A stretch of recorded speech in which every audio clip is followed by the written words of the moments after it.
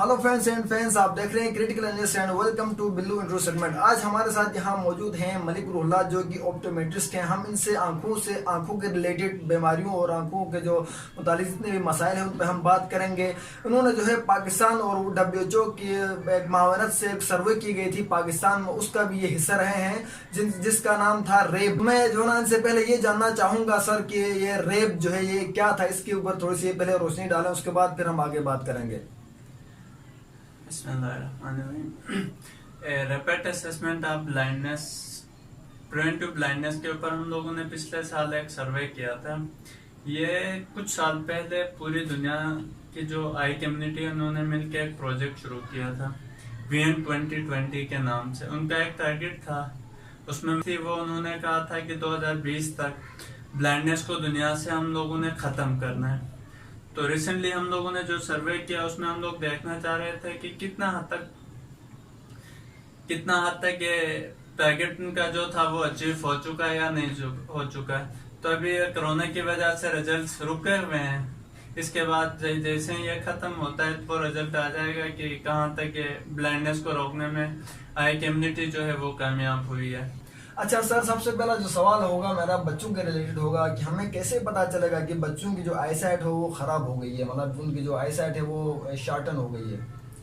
ये बहुत अच्छी आपने क्वेश्चन की है। जो है मोस्ट कॉमन जो बच्चों में नजर जो कमजोर होती है आजकल के जमाने में, ये कॉमन है कि हर चौथा पांचवा बंदा जो है हमारे पास जो विजन प्रॉब्लम के साथ आता है। कुछ चीजें हैं जो आप घर में देख के मतलब ऑब्जर्व कर सकते हैं कि आया हमारे बच्चे की नजर ठीक है या कमजोर है।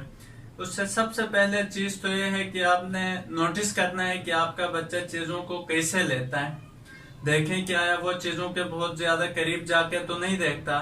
टीवी वगैरह घर में है तो आमतौर पे बच्चे इस तरह होते हैं, नॉर्मल एक बच्चा है तो वो अपनी जगह पे बैठ के जहाँ पे भी आप उसको रखें वो वहां से नोटिस कर लेता है। नहीं, अगर किसी बच्चे की नजर का कोई मसला है, उसको क्लियर नहीं नजर आता है तो वो कोशिश करेगा कि बहुत करीब जाके चीजों को देख ले। इस बात को आपने नोट करना है, पेरेंट्स की जिम्मेदारी।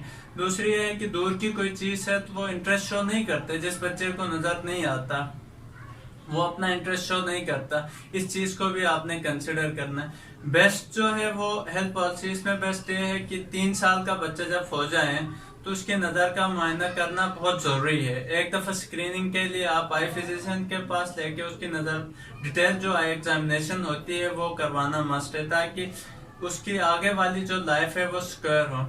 मोस्ट कॉमन ये है कि विजन जो डेवलपमेंट प्रोसेस है ये 7 से 8 साल की उम्र तक कंटिन्यू रहता है। अगर इस एज में आप डायग्नोज कर जाते हो तो आप इजिली उसको रिकवर कर सकते हो। नहीं, अगर उससे ऊपर वो चला जाता है, खुदा न खास्ता आपका बच्चा एम्ब्लाइपिक रह जाए और पूरी जिंदगी वो एम्ब्लाइपिक ही मतलब वो जिंदगी गुजारते हैं। 3 साल की उम्र में बच्चों को मस्ट एक दफा नजर चेक करवाना जरूरी है। अच्छा सर, एक और अहम मसला, बहुत से लोगों की जो है आई साइट 6/6 होती है, लेकिन उनकी जो आंखें हैं वो सुर्ख रहती हैं अक्सर, और वहाँ उनको जो है एलर्जी टाइप फील होती है। और जब वो चेकअप करवाते हैं तो उनको कहा जाता है कि जो आई साइट जो है वो मुकम्मल है आपकी, मतलब 6/6 है।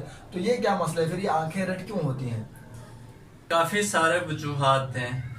रेड आई से विजन का एज सच कोई कंपेरिजन नहीं बनता। विजन हर किसी की 6/6 हो सकती है, उसको नंबर लग सकता है कुछ भी, लेकिन रेड आई की मोस्ट कॉमन जो एक तो एलर्जिक केस है कि समटाइम इस तरह होता है कि आपको किसी चीज से एलर्जी होती है। फॉर एलर्जिक जिसे हम लोग कहते हैं कंजंक्टिवाइटिस कहते हैं, वो मोस्ट कॉमन है और ये सीजनल हो जाता है। गर्मियों में ये बढ़ जाता है, बूस्ट अप हो जाता है, जैसे सर्दियां आती है कुछ थोड़ा सा ये मतलब वो स्लो हो जाता है। इसके लिए भी आपको ना फिजिशियन जो होगा, आपका आई फिजिशियन जो भी होगा उससे चेक करवाना जरूरी है।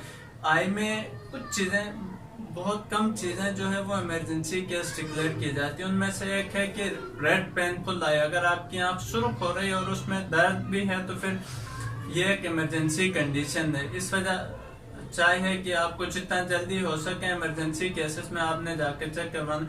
दूसरी जो रेड आई है वो एलर्जिक है, उसके लिए भी आप जितना जल्दी कंसर्न कर सकते हैं ठीक है आप कर लें, वो सीजनल।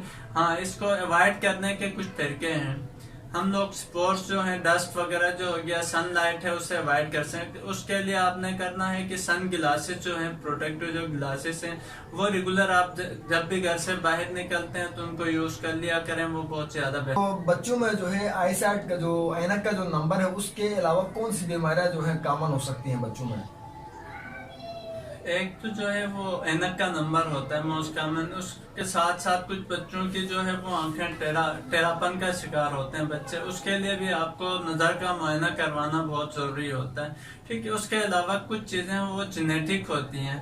लेट सपोज कुछ कंजेनिटल कैटरेक्ट हो गया, ग्लोकोमा हो गया, इसके बाद ब्लास्टोमास वगैरह कुछ चीजें हैं जो फैमिली टू फैमिली ट्रेवल करते हैं। एक फिर मोस्ट कॉमन हमें यहाँ पे स्पेशली पंजाब पे जो है वो रेटिनाइटिस पिगमेंटोसा के जो है वो बहुत ज्यादा बच्चे हमारे पास पाए जाते हैं। उसके बाद कुछ होते हैं वो एल्ब्यूमिन, जिनका कलर जो है, स्किन कलर वो बहुत लाइट होता है, वो भी कुछ न कुछ है, इतना ज्यादा उनकी मिकदार नहीं है लेकिन कुछ न कुछ है। अच्छा सर, आई साइट वीक होने की जो बुनियादी वजूहात है उनमें से जरा चंद जो बहुत ज्यादा अहम है उनको थोड़ा हाईलाइट कीजिएगा ताकि नाजरीन के लिए जो है फायदा हो। आई साइट वीक होने के बहुत सारी वजूहात हैं। ठीक है, उसमें सबसे पहले तो हमारे पास आता है कि भाई आपको ऐनक का नंबर लगता है, ऐनक का नंबर लगा के आपकी विजन रिकवर हो जाती है। दूसरा ये है कि कुछ बीमारियां ऐसी हैं जो कुछ हैं वो बहुत जल्दी आपको अंधा कर देती हैं, कुछ ग्रेजुअली करती हैं। उनमें से सबसे पहले जो है वो सफेद मोतिया है, कैटरेक्ट जिसे कहते हैं। ये आस्ता आस्ता आपकी नजर को कम कर देता है। ओल्ड एज में जाके वो मोस्ट कॉमन ओल्ड एज में होता है, बच्चों में बहुत कम होता है। कंजेनिटल कुछ में कैटरेक्ट होता है, बाकी नहीं होता है। उसके अलावा ग्लोकोमा हो गया हमारे पास, इस तरह दूसरी तीसरी चीजें। एक फिर यह है कि साइट एरियाज में हम जाते हैं तो जो फार्मर स्पेशली जो खेतों में काम करने वाले हैं, उनमें किसी वजह से उनकी आंख में कुछ चला जाता है या कोई चोट लग जाती है तो वो भी अंधापन का शिकार हो जाते हैं। सही। अच्छा सर, ऐनक और कॉन्टेक्ट लेंस दो चीजें होती हैं जब इंसान की आईसाइट वीक हो जाती है, तो सर डॉक्टर साहब आप बताएं कि नाजरीन के लिए आप जो है ना कौन सा सजेस्ट करेंगे, ऐनक या कॉन्टेक्ट लेंस? देखें, दोनों अपनी जगह पे अपना एक इम्पोर्टेंस रखती हैं। ऐनक जो है वो भी ठीक है, कॉन्टेक्ट लेंस जो है वो भी ठीक है। दोनों के कुछ फायदे हैं, कुछ नुकसान हैं। ऐनक जो है वो सेफ्टी के हवाले से देखें तो आप उसको रफ यूज कर सकते हैं, किसी भी लिहाज से आप यूज करते हैं, उसका कोई ऐसा सच कोई नहीं है। विजन आपने बहुत अच्छी लेनी है तो उसके लिए कॉन्टेक्ट लेंस बहुत अच्छे रहते हैं। कॉन्टेक्ट लेंस में विजन आपको बहुत क्लियर मिलती है ऐनक के निस्बत, लेकिन उसमें आपको बहुत ज्यादा केयर की जरूरत पड़ती है। उसकी जो हाइजीन है उसको आपने मेंटेन रखना होता है, बार बार आपने उसको उतारना लगाना होता है। ठीक है, अगर आप कॉन्टेक्ट लेंस में थोड़ी सी भी कोताही कर लेते हैं या कुछ केयर नहीं करते तो वो आपको ब्लाइंड आंख जो है वो मुकम्मल तौर पर जाया भी हो सकती है। इस वजह से आपको ग्लासेस के मुकाबले में कॉन्टेक्ट लेंस में बहुत ज्यादा केयर करनी पड़ती है। ग्लासेस जो है वो बेहतर रखते हैं, स्पेशली जो ग्लासेस में भी हमारे पास दो तरह आते हैं, एक गिलास शीशे का बनता है और एक प्लास्टिक का बनता है। प्लास्टिक वाला सेफ्टी के हवाले से बहुत अच्छा होता है। दूसरा जो गिलास हमारे पास है वो खराब तो लेट होता है, स्क्रैचेस उसमें लेट पड़ते हैं, लेकिन वो सेफ्टी के लिए और वेट के लिहाज से देखें तो वो बेहतर नहीं रहता। अच्छा सर, ये कॉन्टेक्ट लेंस और ग्लासेस में से कौन सा ज्यादा एक्सपेंसिव होता है? लेंस यकीन होता होगा या फिर ग्लासेस हैं? तो ये ब्रांड्स के ऊपर डिपेंड करता है। आपको सस्ती से सस्ती क्वालिटी की भी चीज मिल जाती है, बेहतर भी मिलती है। आमतौर पे ऐनक के मुकाबले में लेंसेस जो हैं वो एक्सपेंसिव मिलते हैं। नाज़रीन, उम्मीद करता हूँ ये वीडियो आपको बहुत पसंद आई है। अगर वीडियो पसंद आई है तो लाइक करें और मजीद ऐसी वीडियोस देखने के लिए हमारे चैनल को जरूर सब्सक्राइब कीजिएगा।